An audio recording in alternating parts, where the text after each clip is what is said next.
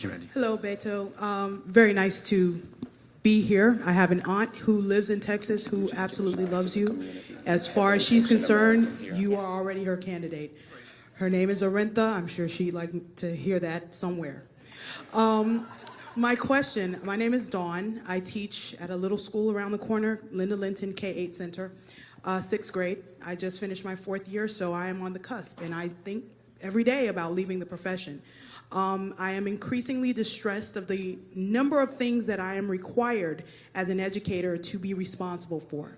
So now I'm responsible for students' mental health, I'm responsible for their safety, I'm responsible for teaching them language arts, and it is very overwhelming as a teacher to come into the classroom and have these pressures along with their actual performance on a test that, as you said yourself, does not measure any part of their success. How can you, as a presidential candidate, tell me what your concept is so that one of my responsibilities is not having to carry a gun in my classroom every day as well?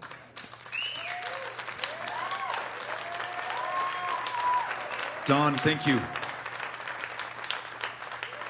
Dawn, that was really powerful. I want to thank you for saying that. I want to thank you for teaching and for your public service. And I want to thank you for making it so clear to me and everyone who's watching what the stakes are right now and just what you're doing and the conditions under which you're laboring in order to deliver that instruction to those kids who depend on it, who without you are just not going to get it.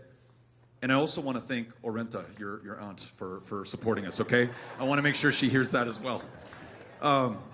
So those of you not from Texas may not know that in Houston, 2017, we had a storm called Harvey. There were 58 inches of rain that fell from the sky in a single storm. That is the landfall record in North America for recorded history. It was also the third 500-year flood in just 5 years, which means that some people had not finished rebuilding their homes from the last storm and the last flood before they got hit again. And after Harvey, we went to this neighborhood called Kashmir Gardens. And the neighborhood president who was giving me the tour said, before Harvey, this neighborhood was already hit by a storm. And he said, let me explain it to you. Try to find a healthy place to eat as we drive down these streets. There are liquor stores, there are fried food places, there are check cashing operations. There are no healthy calories for those kids to eat. And then he said there are 5 libraries in the Kashmir Gardens area.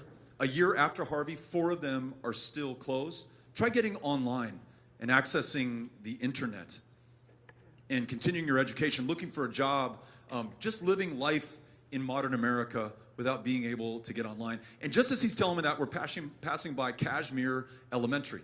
And I say to the neighborhood president, well, this has got to be hardest hit of all. Everything you just described, this public school must be a mess. And he said, no, this is the bright spot in our neighborhood. Because we have decided to make an investment, not just in instruction in the classroom, not just free and reduced breakfast and lunch, but complete services for those children. So primary health care, because they're not getting it at home.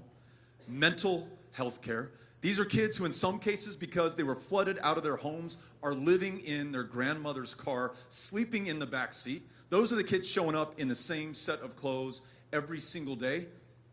But those teachers and that school is resourced to cover every single need of every single child, freeing that teacher in the classroom to answer her calling and to focus on what she is excellent at, to reveal her genius so that that child can achieve his. So I know that we can do this, but you're asking us to make this a commitment, not just to Kashmir Gardens Elementary, but the school that you work at, every single school in America. And what we have described here today, both the investments that we need to make in teachers, in classrooms, and in schools, a Secretary of Education who writes the next iteration of the Every Student Succeeds Act from the perspective of the classroom because she has your experience.